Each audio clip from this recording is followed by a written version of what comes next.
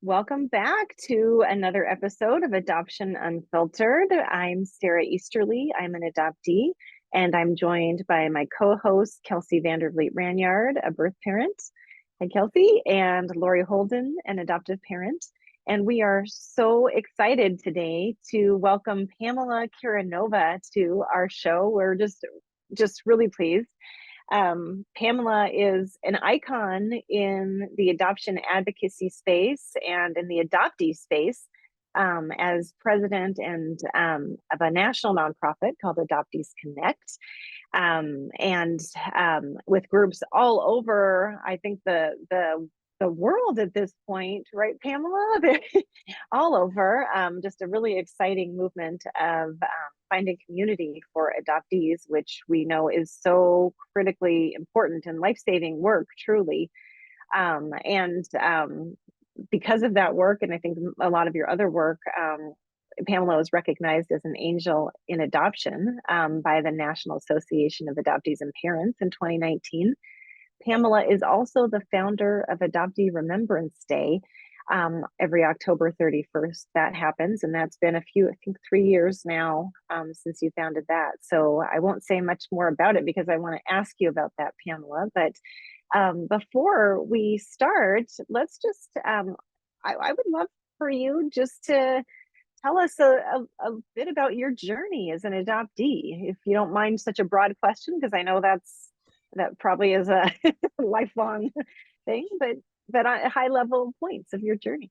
Yeah, absolutely. I'd be happy to share. And it's good I'm at this stage because I can like sum it up. You know what I mean? Normally it's like this long thing. But so I was adopted in a closed adoption in Iowa. And there was I had a sister that was 11 months older than me that was already adopted from a different family. My adopted parents divorced when I was one, and I was raised with my adopted mom and my sister. And the household I grew up in was really, really chaotic, toxic, unhealthy, very mentally unstable adopted mom. So I cannot say that I bonded with her. It was like the opposite of like force bonding type thing. And that left a lot of scars, you know. My adopted dad, like later in life, I kind of found out what went wrong. Like you adopt two children and divorce and move away, and he kind of remarried and had another family of his own. And we saw him occasionally, but you know, when I was in my adult life, I kind of had questions about that. Like, you know, you don't know what mental health is as a child. Like, I didn't know that she was mentally ill. And obviously, I don't have the language to figure that out. But um, I asked him some questions like, how did you leave us with her when she was very mentally unstable? And he said, honestly, you should have never been adopted. You know, he said she couldn't take care of the first baby and we should have never got you, but we did. And everything was hard and he left. And so my childhood with my adopted mom was, you know, she was suicidal a lot. And it was just a very toxic home. So I grew up in that, and I had this fantasy. I learned I was adopted about 5 years old, and I created this fantasy in my mind that my birth mother was going to come back. I know a lot of adoptees think that or have these fantasies that totally take over their minds. And I think I waited my whole life for her to come back. And there's this one little story that I tell sometimes that um and I've written about it, about the sky, where I like didn't know her face or what she looked like or where she was, but I knew she was under the same sky I was. So I always wanted to be outside under the sky because she was out there. I would climb trees to the top, like big, huge, giant oak trees, and reach up and touch the sky like as high as I could go. Very unsafe, but if you ask anybody, I was always up at the top of the trees as a child because I was trying to touch my birth mother. And it was like the only kind of baby blanket. I described the sky as a child as a baby blanket growing up because it made me feel close to her. And I would say around 11 to 12 years old, I realized that she was never coming back. Like I realized this was a false hope that she was not coming. And I didn't know how to process that as a child. And I got really angry. And my whole teenage years were kind of filtered with running away. My adopted mom was really weird about letting us go outside to play. She wouldn't let us go outside to play. So I call it this escape. Like I had to escape through the doors just to get outside. I had to climb out an apartment window one time just to get outside to play. And, you know, I was going to get outside to play because like my birth mother's out there under the sky, you know, so it killed me to be trapped in the house. And it was just, you know, I started acting out. I started using alcohol at 12. Um, Totally avoiding any reality of what was going on. Like, I would ask about my birth mother, and she would tell me the same thing all the time. We don't have enough money for an attorney, but when we do, we'll get the sealed records open. And then, you know, 6 months later, when are we going to find my birth mother? We didn't even have a car. We were on food stamps. We walked to the store. We didn't have anything. Very poor. So we were never getting an attorney, you know, and that's kind of the statement that she used to pacify me, and it did pacify me for a minute, and then I was asking again. So I was like in and out of group homes, juvenile detention center, in the streets a lot, and a lot of really bad things happened out there. So I can't say that I have this happy wonderful adoption story about where I grew up, where I came from. I think all of that is definitely a part of my fight to kind of expose that not all adoptions are wonderful like people think that they are, you know. And I had a relationship with my adopted parents up until my early 30s. And it's like the older I got, I had children of my own. 21 years old, I ended up finding my birth mother. And that's a whole nother conversation. But growing up in the house with the adopted parents was just a very rocky childhood. I packed up a U-Haul with my children in 2005, and I moved across the country away from everyone so that I could like find myself, because there's like all these people and I didn't feel connected to any of them. Do I care about a lot of them? Some of them, yes, I do, but it was just like oil and vinegar. It always felt very different, like I was an outsider looking in. Um, and so that's a little bit about my beginning. And I kind of was estranged, I think, in my early 30s from my adopted parents. And, you know, I tried to set boundaries with my adopted mom. It didn't work. And so I wanted my children to like see a happy, healthy grandma, and they were never going to see it with her. She was a pill addicted person too. So there were pills everywhere. And I just wanted simple things like put your pills away. Please don't cry. Please act like you're happy. Like just pretend. And she couldn't do any of it. And granted, she had her own issues. She had her own issues. She was suffering from the failed divorce. She couldn't have her own children. You know, I had to take myself out of my shoes and put them in her shoes, which is where I've been able to tame my anger and trying to get a better understanding for what her problems were. And I know now what her problems were, at least a lot of them anyway. And, you know, I don't harbor like hate or resentment towards her, but I don't really have any good feelings about her either. And that's just being completely honest. I was very traumatized by my childhood. So that's kind of the beginning of my days, unfortunately. But I think all of that led to what I do today. Yeah, yeah. I was just, as you were speaking, just about that, what sounds like a lot of intergenerational trauma, and then um, just so much just trauma that you experienced in your home with the chaotic environment, and then just knowing where you are today. And we were talking before we started recording just about your light. You are such a beacon of light in the adoptee community, and even just your yellow that you're wearing, your signature yellow. What was your journey towards creating Adoptees Connect and finding and helping create adoptee community? Well, so Adoptees Connect was like, I had these visions. I was like seeking support. And the craziest thing happened is like, I had all of these adoptee related things happen in like a 3 month period. Big things. For me, they were huge things. And I was seeking support and validation and a community, and there was nothing out there.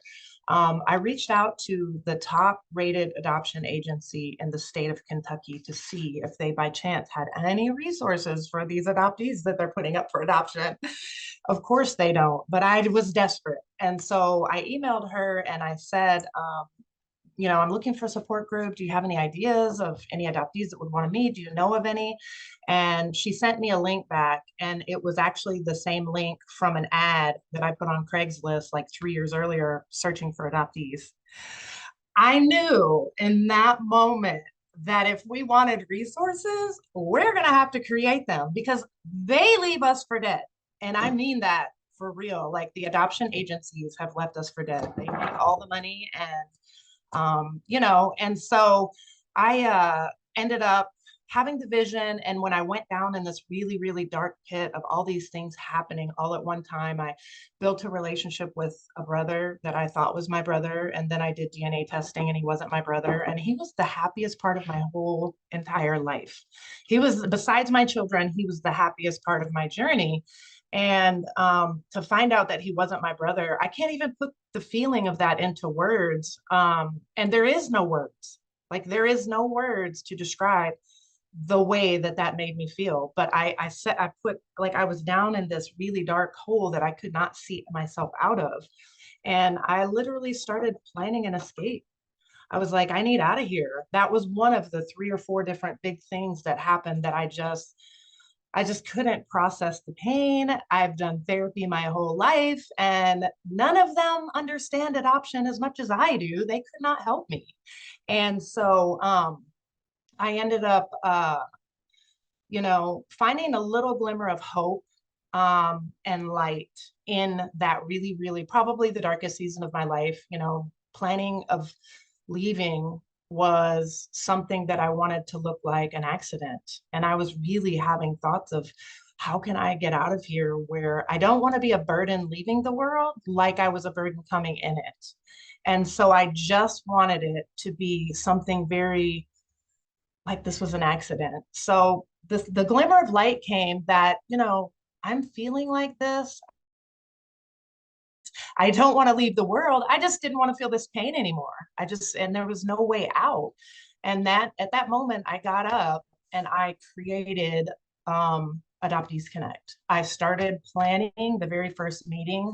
This was all the fall in 2017, which was the last time I was in that really, really dark space. And January 12th, 2018 was the very first Adoptees Connect group in Lexington. And then we launched another one in Lancaster, Pennsylvania. And it changed everything for me because now I had a purpose. Like I was going to do this. I could have done it just locally in Lexington, but I know adoptees all over the world. I've been writing about my journey for well over a decade now, and there's adoptees everywhere. And I knew that I was not the only one. I'm like, there's hurting adoptees everywhere. And so I was like, I'm going to see what happens. Does anybody else want to play in a group? And it just went crazy. And all the adoptees were like, and that's kind of the start of Adoptees Connect. And, in a nutshell. I love that, Pamela, because it's a good reminder, and as someone who struggles with suicidal ideations as well, I mean, I think it's a good reminder. We don't have to listen to that, but it's a reminder to feel those feelings. Yeah. I think that's what can get us stuck, and know that there's other things on the other side of it, and you're a testament to that. You sunk down to those depths, and then look at what emerged on the other side. Yeah, it's a magical thing. And then you probably already know what it's like connecting with other adoptees in person. Yeah, so it's the hype. It's the hype for sure. Yeah, discovering we're normal, Yeah. we understand each And we're other. not crazy. Yeah, totally. Yeah, yes. I love the idea that you came from isolation. You had isolation everywhere. You had disconnection everywhere you looked. And here you are creating connection, creating communities, providing connections for other people. I have a question for you about the communities, because as we know, communities can be amazing places to heal and grow and connect. What do you do with Adoptees Connect? Because some communities you can actually devolve. I know this from adoptive parent communities. You bring each other down, but everything I've heard about Adoptees Connect, you bring each other up what do you do to try to foster that? As far as bringing everybody up, Yeah, as far as growing, flourishing, and not sinking. like getting stuck in those Yeah, areas. yeah. Well, I mean, I think that one of the most pivotal, points of any of that is just being able to connect with other people that speak the same language and, what we hope to be a safe space, which it's not always a safe space, because you can't guarantee everybody's gonna be a perfect person in that type of a setting, but being able to share and just have the openness of being able to share is just, I mean, that all by itself is one of the, I mean, I have adoptees that come to the groups that have never ever had a conversation with another adoptee. That is like releasing this big, huge burden that they carry of never being able to share their feelings. One of the things that we go by is we have a curriculum. It's a 12-month curriculum, and it kind of goes a certain way where the first hour we have like an open share based on what everybody's experiencing at that current time in their adoptee journey. And then we have another hour where it's like a question. So like we kind of tailor those questions to like if it's May and it's the month of Mother's Day, how's everybody feeling about Mother's Day? So we have a curriculum that we go by, and we try to end with like an uplifting, positive note to kind of bring people back up, because I mean, 90% of the time the conversations are very heavy. We do make it clear that we're not therapists. We are not therapists. None of us are, I mean, there are a few that are therapists, but they have to take their therapy hat off because we're not therapist groups. None of us should be theraping anyone. We are basically there to listen and validate. And, a lot of times, I've learned that adoptees, they come to the group and they get what they need and they go. They don't stay forever. Like you're supposed to grow. And so we just welcome them wherever they're at. And I know that a lot of times people want it to have like this positive spin to it. But the adoptees that usually have that positive spin don't usually seek out our spaces. We have adoptees show up that are on the verge of wanting to leave the world, or adoptees that are just in shambles. So really, just by welcoming them and hugging them in real life and listening to them is enough to bring them up from before they walked in the door. So um, that's probably, I guess, what I would say to, we also do friends and family events. Not all of the groups are committed to them. It's kind of like if you want to do it, where we meet outside of the group. I noticed that when I got my adoptee group and my tribe, I kind of started isolating away from my non-adoptee friends. And I had my non-adoptee friends saying, do you even want to be friends anymore? And I'm like, absolutely, I want to be friends. And I was like, oh my God. And my kids probably feel the same way, because I'm like, you're not adopted, you can't come. And it was like this empowering, cool thing that we finally had the space. And so I was like, oh, we don't want it to be like that though. Like we don't want to shut people out. So we incorporate friends and family events once a month or every other month, where friends and family come and we go do something fun together. It shouldn't all be heavy adoptee all the time. It has to be infiltrated with topics that are lighthearted or fun, or arts, crafts, outside coffee. We go to do all kinds of stuff. We've been hiking together, go bowling, we you name it, we're walking life out together. And so yeah, I mean, from all of the feedback that I get everywhere, that's literally the best part. And when I was down in that pit of what I know now to be probably the biggest, most intensified grief I've ever felt in my whole life. It was grief that hadn't been identified as grief. And nobody said, you're grieving. Here's all the tools. I want to help you. I was just fending for myself. I just wrote an article about what I feel like adoption has felt like for me is, and I talked about this in my last Adoptees Connect group. I asked everybody to I'm blindfolding myself in the group, just like just go along, I'm blindfolded. This is what it felt like, literally. And then I'm going to put a straitjacket on, and then I'm going to turn all the lights out, and I'm going to put duct tape over my mouth. And then I'm just going to start throwing myself all over this room, all over the walls, with no help whatsoever. Nobody's helping me, nobody's figuring it out for me, nobody's handing me any tools.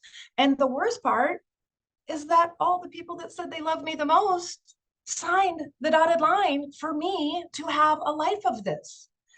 And now, of course, we have some tools, we have some resources, but I'm never going to stop sharing the message that we didn't. And a lot of adoptees still don't. Like, you know, there's areas where there's not resources. Things are online now, but you know, and I just wrote an article that's titled "I'm Adopted, Help Me."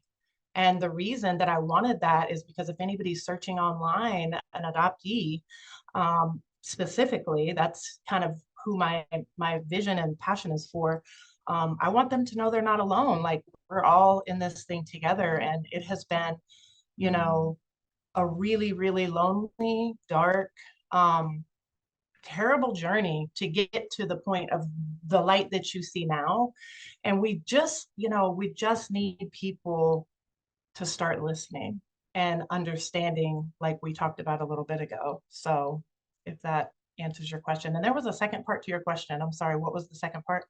I think you answered everything that I was asking. I just wanted to Oh, say thank you because it sounds like you've been very intentional about creating a culture in which people can have their full range of emotions, which is something that we talk about as well, and that you have lots of creative ways to access that full range of emotions and evoke some of those underpinning emotions that we sometimes don't want to look at or feel.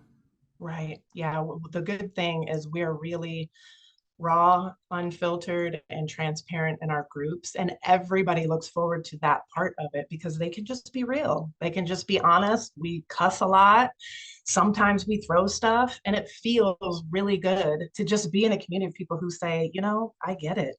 I know when I went through, now put the, you know, the blindfold on me and put this, like, that's what trying to find a glimmer of light has felt like. And I don't know why it came to me in that way, other than it just fell into alignment that way. Like, that's what it's felt like. So, but anyway, yeah, we try to, you know, it's really important to do fun in the middle of it. And any adoptees that cross my path, okay, if you want to get serious with healing and all of that with the adoptee, you know, experience, we have to self-care in the middle of that, because, you know, adoptees see the resources and then they dive in and they just get so consumed, and then like the world stops around them, you know. And I did it because I was so excited to finally connect with my tribe, but then I realized, well, that wasn't healthy either. Being 110% infiltrated with adoption everything is not good either. So finding that healthy balance is really, really important. I'd love to do that, to find a healthy balance. I feel like that's something I totally don't have. But yeah, that's really cool to hear about that group. I've been thinking the whole time, relating it to like my birth parent spaces. And so, and a lot of times it we kind of get confined many times to those Facebook groups, and it can just get really volatile in there, and then it feels like nobody's doing anything to lift each other up or support each other in any way. It becomes really like a petty space, and it's hard to build community in those spaces. I do have birth mom community in other spaces, but it seems less accessible online. Do you find that happens in your space at all, or is there anything that you do to kind of curb those? That's such a good question. And that is actually one of the areas that Adoptees Connect was created to meet in person. I went through a whole experience of the internet drama in adoptee land that was awful. I've seen very close people to me, not even adopted, be bullied to the point of almost taking their own lives by these internet people. I cannot co-sign for that. Like, Adoptees Connect is 110% meeting in person because we bypass all of that. I don't get in any of the groups hardly at all, and interact, because that's not my jam. It's not my favorite. People act differently in those groups. And it for me was very, very, very unhealthy. There wasn't much productive about it.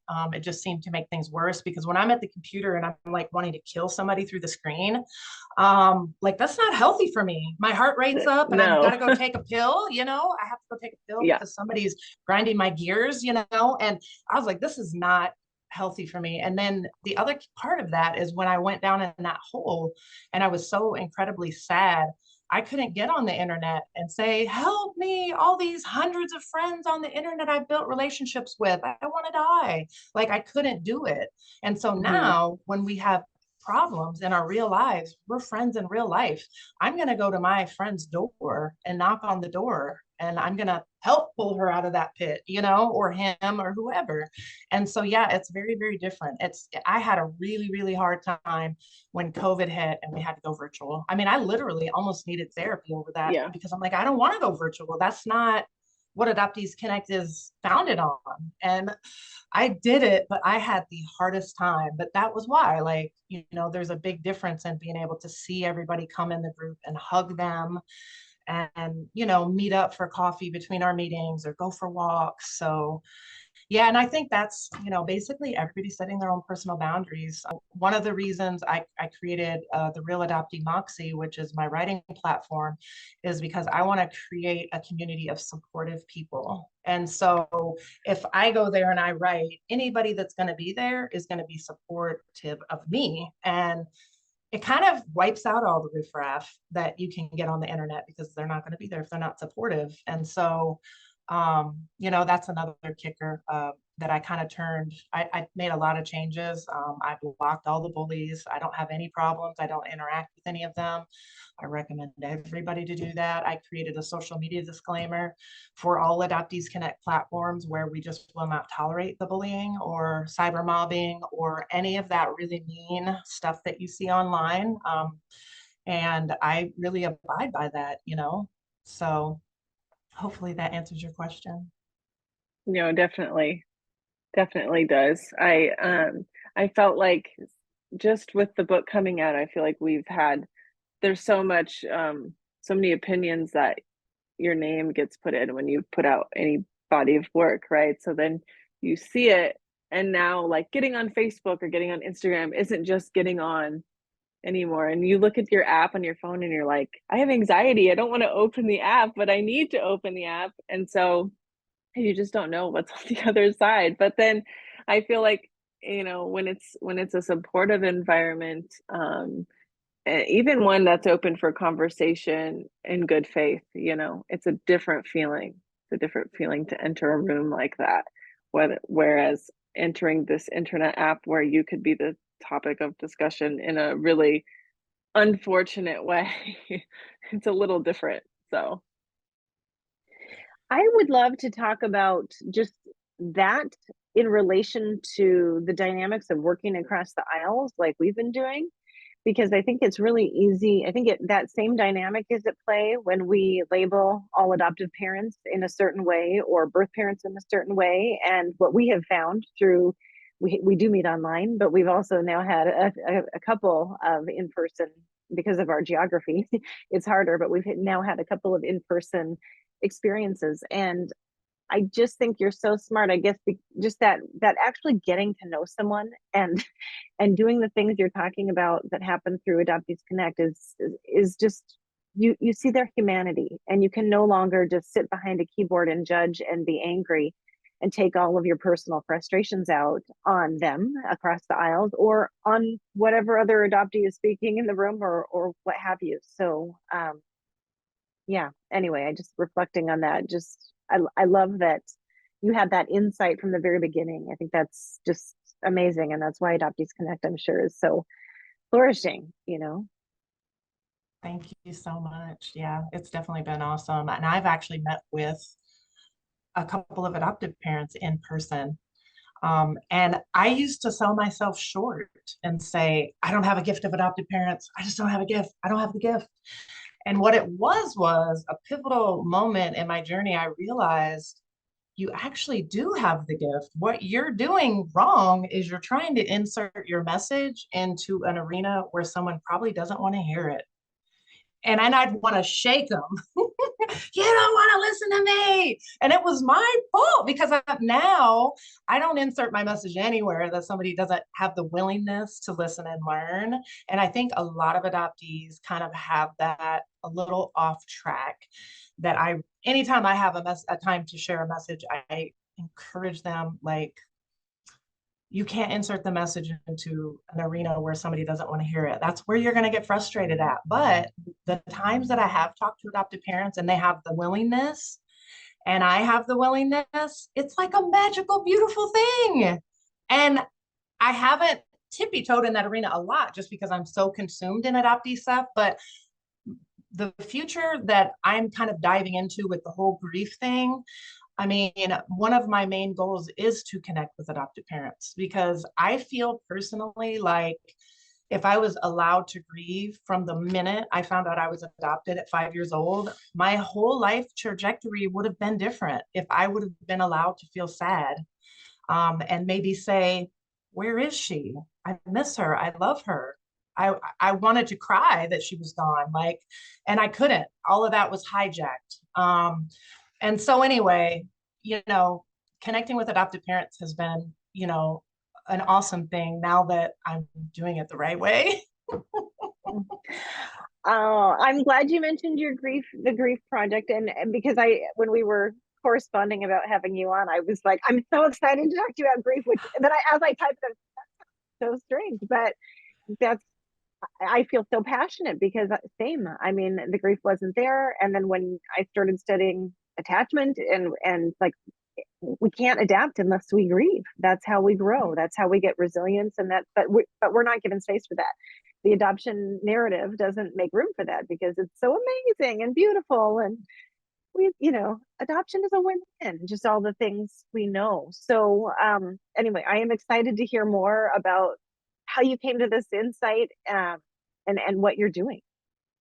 Yeah, thank you for letting me share. So I am actually in the process of becoming a certified grief recovery specialist to be able to help adoptees grieve.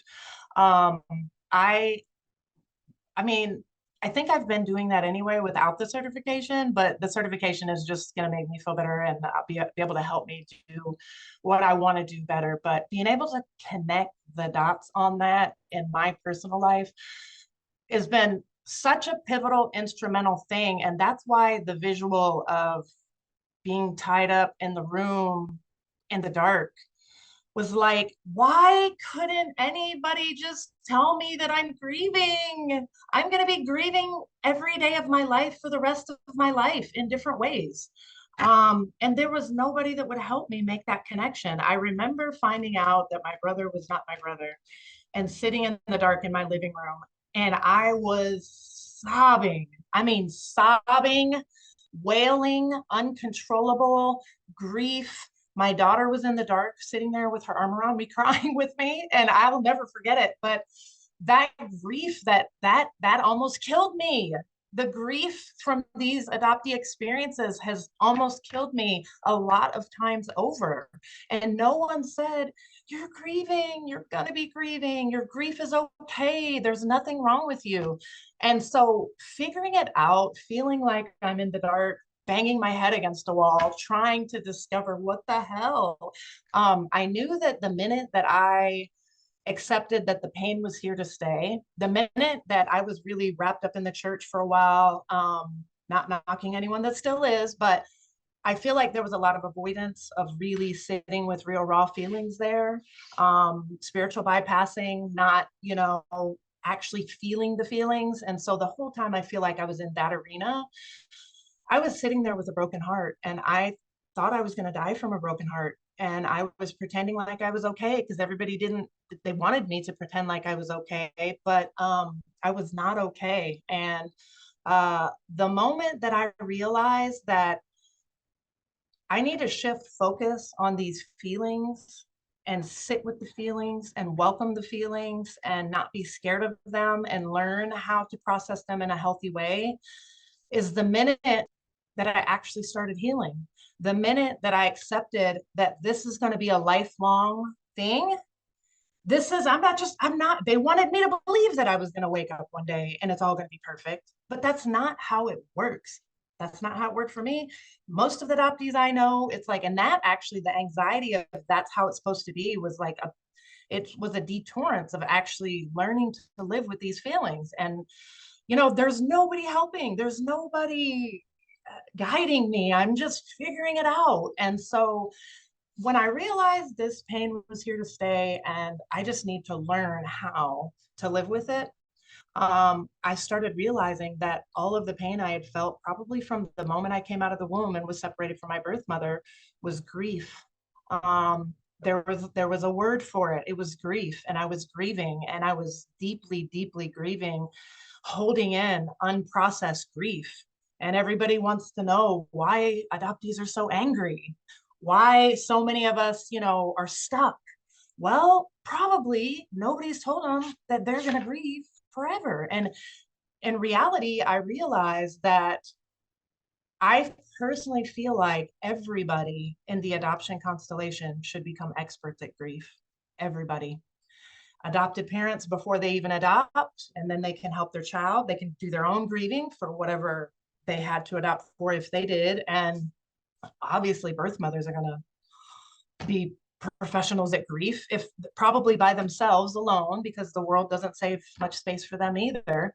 And then, adoptees all. And so when I made the clicker in my mind that, oh my God, so this is grief, like this harrowing, very deep, sad grief, that I started to articulate in my writings on my platforms, the pain, the sadness, how all of it almost killed me so many times. Little by little, it got easier and easier and easier. And now I describe it as every day waking up and saying, good morning to my adoptee grief. And however it's going to show up every single day, I might be sitting at my car and need to pull over on the side of the road and get a good cry in because I'm feeling really sad for some reason. And then I say, what are you going to show me today? And I might see this picture of my birth father right here. That is all I have of him. And it brings tears to my eyes because I'm really sad I never got to know him. It's going to be forever. It's going to be forever. But the good thing is that it comes and goes. It gets lighter. A lot of times there's a beginning, there's a middle, and there's an end to the grief. And I today don't feel like I'm going to die from a broken heart at all. I've found happiness in life. I found peace within. And adoption, grieve, grow, glow, ready, set, go is the platform that I'm creating. And it's kind of a long name. There's an article about it. If you Google it, you'll see it. But it's basically encouraging people to welcome the grief process and adoption for everyone. And the sooner we get started on this, the better. That's where the ready, set, go comes in at. Once we grieve, then we can grow and then we can glow. And it sounds, it's kind of, it had to be something that was appealing to everyone in the constellation. Some of my stuff and my work can be like, woo, to adoptive parents, birth parents, just because I'm very unfiltered and raw in a lot of my writings. It's uncensored. And it's not everybody's jam, but I really want to somehow reach as many adoptive parents as possible, somehow to get the message out that the sooner you start grieving, I would be willing to lay my life down to say the minute you start, you learn you're adopted, there needs to be a good cry and miss for the birth mother. The grief process should be facilitated at that very moment. I think we're going to have a lot less adoptees leaving the world if we can get this in action somehow. And so that's kind of where the grief thing came in for me. It's finding that out and figuring it out all by myself has been life-changing. And I think it's probably saved my life, literally. And I hope it does other adoptees. And so now I can't shut up about it. I am so on board with you about adoptive parents needing to be in on this too. Because you're right, we sometimes come into it with our own grief, but we also come into it with the win-win narrative that everybody knows about adoption, that everybody wins in adoption. And so we are not prepared for our child to grieve. And if they do show signs of grieving, we feel like it's because we've done something wrong, and that whole story needs to be debunked on a big scale, because it's not just adoptive families, it's our whole culture, from movies and magazine covers and all those things. Yeah, I agree with you totally. It's like society, period, is like so positive culture, everything. And that's really just so toxic when people are grieving. Like, we live in a society where we're losing things all the time, like losses, a part of life. And people don't really save room for anybody to grieve losses.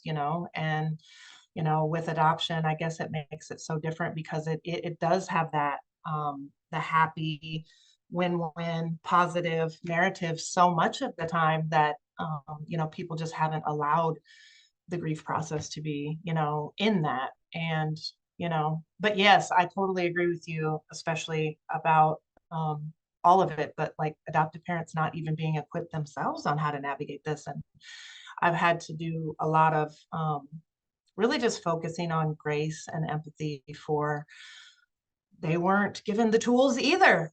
They weren't. Now, thankfully, like podcasts like this and books like the amazing book I want to get and read very soon of your guys is like opening people's eyes. So Well, together. I was just thinking, I mean, it just came out, and I'm going to send you a copy, Pamela, because I think you're going to really, I mean, we write a lot about grief, so I think you'll like it. And I write a lot about, I want to talk before we wrap up, I definitely want to talk about Adoptee Remembrance Day, but I do write about that, of just that cycle of how difficult it is to face into the grief, and then that frustration you just mentioned, we get stuck in what Dr. Gordon Neufeld calls, there's this frustration traffic circle, and if you can't change something, and you're not grieving it, then what comes out is attack. You go out the roundabout through attack, and then it can be either, that's when we get the angry adoptee label, because we're full of attacking energy, or that attacking going inward. And that's just, I know you and I both are really passionate about helping with that, that problem, that really sad, tragic issue in adoption. So I'd love to hear about Adoptee Remembrance Day. I'm so thankful for that, and just how you came to start Adoptee Remembrance Day and how it's been going a few years in. Thank you. Yes, absolutely. So, Adoptee Remembrance Day, I feel like my time in the adoption arena, there has been like a little bit of chatter about it over the decade that I've been involved, but there was never any action behind it. And, I didn't share too much about finding my birth parents, but I did find my birth parents, and I saw both of their faces one time, and then they slammed the door shut and never wanted to see me again. The grief of that I've been navigating my whole life, of not only the disappointment of being rejected, when I spent my whole life dreaming about these people, that was another area that took me down into that spiral of, I don't know how to see out of this, I don't know how to process this pain, nobody can help me anywhere. And I think my personal story with adoption almost killing me so many times over. And I had a young man that was my son's best friend, and he died by suicide, and he was an adoptee as well. And that was just life shattering for our whole family. Putting the wheels in motion, basically, I picked the day before National Adoption Awareness Month, because it's October 30th. Because I wanted to infiltrate all of the, internet and everywhere that we could think of, and have one day to just acknowledge that, before anybody's ever adopted, we lose our whole world. Like, can anybody acknowledge this?